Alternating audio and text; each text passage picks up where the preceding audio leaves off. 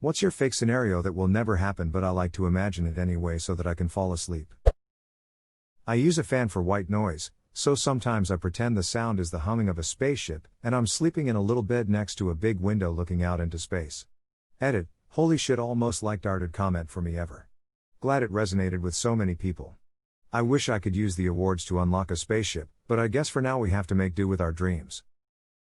That's neat. I have used this technique for years. I win the Powerball and collect the money anonymously. I pay off all my family's mortgages, buy them luxury cars that they find parked in their driveways, establish giant scholarships at my high school and college, buy houses for the families I have mentored over the years, give huge donations to my favorite nonprofits, and keep wishing up fun and wonderful surprises on and on until I can sleep. You can't win if you don't play. Good night. I do this, but I imagine spending all of Jeff Bezos' wealth, but for good. What could those donations do to complete change people's lives for the better? I also like to imagine vacations I would take my friends and family on. Each of my friends and I would go on a different vacation that's designed just for them, where no one has to think about money or a budget or whatever. Hands down my favorite daydream way to fall asleep. I'm living in an alpine cabin above the snow line, just me and a dog. Each day I cut firewood, each night I spend the evening watching the fire and drinking black coffee while the dog snores. I was having such a pleasant time in your fantasy until I thought about trying to fall asleep in the freezing cold after a night of drinking black coffee by the fire. Nah, the bedroom's upstairs where the heat collects. And there's an extra thick duvet. And a dog. And it's decaf. But the kind that tastes really good. Now it's a fantasy. I time travel to 1973 and try to explain the internet to people. Sometimes I like to think about bringing someone from 1950 or 1962 today. Explaining history, technology, etc. Edit, I really need to specify that I'm talking about time travel from then to now, or at least Rip Van Winkle style hibernation. Not just old people. Sometimes I imagine setting up a movie theater in the Middle Ages and showing the people of that era Star Wars episodes 1 to 6. In that order? Yes. They won't know any better. Monster. Adventures of Space Cowboy continues. I imagine things I wish I said. Not like arguments that I win, I'm just kinda introverted and I don't say a lot of things that would greatly add to a conversation. I used to be like this, but slowly and piece by piece I started to say the things I wanted to and now usually say it all. Start small and learn what works and build on that. Everything can be learned. Same. I've started to slowly do calculated impulse actions. Which probably negates the impulse part, but it's still impulsive for me. So I'll say something I've been wanting to say, or random just do the thing I've been wanting to do. But of course, I've run dozens of scenarios confirming that that's the right action to do. Quitting my job with no notice. I did that once. It was every bit as great as you imagine it. I had some money saved up and had a small side business I was working on. My regular job totally sucked, and was going downhill fast. I was due to work a 4 p.m. - 12 shift. I was out golfing and after the first 9 I would have to leave to get ready for work.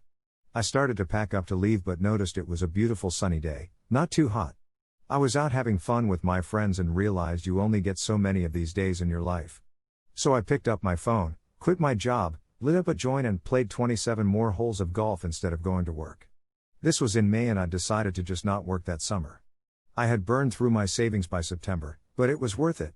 This was 17 years ago and honestly it was probably the best summer of my life, I regret nothing. Holy duck, that sounds glorious. What I would do on a deserted island, like my survival plan. That's my retirement plan. How hard would it be to find a way onto a deserted island that isn't inhabited by many people or ones that wouldn't bother you? I'm assuming the cost of flights, boat rides to these locales might be outrageous, but your idea of a retirement plan really piqued my interest. Sincerely, 38 years old with zero savings and no retirement plan. Well, the Gilligan's Island idea of an uncharted desert island is no longer possible, thanks to Google Earth and GPS. But that doesn't mean all islands are populated. Denmark has like 1,000 islands or more, according to my Danish ex-girlfriend, but do you want to be on an island by yourself during the winter near Denmark? Same is true for Alaska, a ton of islands, but very harsh winters. Nowadays, for a Castaway or Gilligan's Island style retirement, you'd have to do your research into finding an island in a good location, with plenty of resources, that no one has laid claim to. I mean, it would suck to shipwreck on a deserted island, build a survival camp, then upgrade to a nice house on the island, go from survival to living, only to bump into J.K. Rowling and have her kick you off her island and then sue you for the damages to her property, trespassing, and the flight home. Especially after you're killed and ate your companions for food. Finding my soulmate and falling in love. Same. But Hess also from New Zealand and will take me to the promised land. I'm not a he, but I do live in New Zealand. Can I take you to the promised land instead? It would be nice to have a friend. You mean literal paradise right now? Are you taking applications for a best friend by any chance? Is this the cue to be adopted into New Zealand? Sir here. We'll rescue for wine and chocolate. I have maple syrup, but I can't disclose my country. Very subtle lol. Seeing my grandfather again. I dream about him a lot because he was the best friend I'll ever have and I really ducking miss him. It's been a long time now since he passed away and I'm starting to forget things about him and it hurts my heart so much. Maybe take the time to get a journal and write down every single thing you remember about him. Every little story or detail about him. And whenever you miss him, read it. I'm just a 15-year-old kid, but it was an idea. That's a pretty neat idea. Don't let yourself think that your age will invalidate it. I know kids wiser than some adults. My mom recently gave all the kids and cousins of my grandfather a sort of autobiography of her life sprinkled with memories, anecdotes and memories of them. It was beautiful and amazing seeing the progression from horse and buggy to smartphones in their lifetime. My grandfather was involved in some pretty secret shit during World War II to do with radios in the jungles of PNG. Pretty cool. No shit, I used to envision that terrorist global epidemic of some kind and the world has gone to shit, looting and whatnot, the government has collapsed and I have to be super quiet to avoid the upheaval outside. I got like 60% of that for real in 2020 and it wasn't nearly as cool as my daydream. I'd do something similar, but the epidemic is zombies. Instead of trying to be still in bed, I envision how my homestead will be set up and defended. Everybody has had a zombie apocalypse fantasy at some point. Weird thing, but what helps me sleep is imagining that I'm sleeping with a group that's being hunted by, insert fantasy creature here.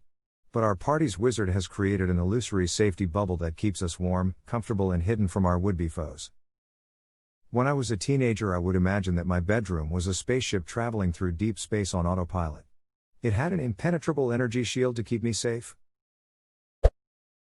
I'm chilling in my backyard with my dogs when one of those metal suitcases you see in movies lands hard with a partially shredded parachute. The impact is hard enough to break it open and rubber-banded stacks of non-sequential circulated $100 bills fly out all over the yard. Easily $2 or $3 million worth. There's a die pack with a GPS, but it malfunctioned and didn't go off and isn't transmitting. I gather the money and wait. A day. 2 days. 3 days. A week. Nobody ever comes knocking. I keep my day job. I open another bank account across town. Every payday I pull out several $100s from my original account, and deposit several $100s into the account across town from the suitcase money. My income doesn't fluctuate and no large purchases, houses, cars, get reported, so I'm completely under the radar. Eventually I've deposited and saved all the money from the case. I continue the practice with my regular paychecks I've kept in cash. Eventually it's all deposited, at which point I retire and live off the accounts. Autocorrect failure had been resolved. That's a really neat bedtime mental story. What does it mean when you say I continue the practice with my regular paychecks I've kept in cash? Can you Eli 5 please? I mean, by the time I've got the case money all deposited, the money I've been pulling out from my regular paychecks will be quite a pile, so I'd continue with the regular deposits into the new account, just with my pay. Oh, of course. Thank you. My brain just stopped processing, I guess. I don't really understand the point of doing it at all. It isn't laundering the money or anything. You start with millions of unlaundered suitcase dollars. After you deposit it all while pocketing the cash withdrawals from the original account, the cash withdrawals just become the new millions of unlaundered dollars.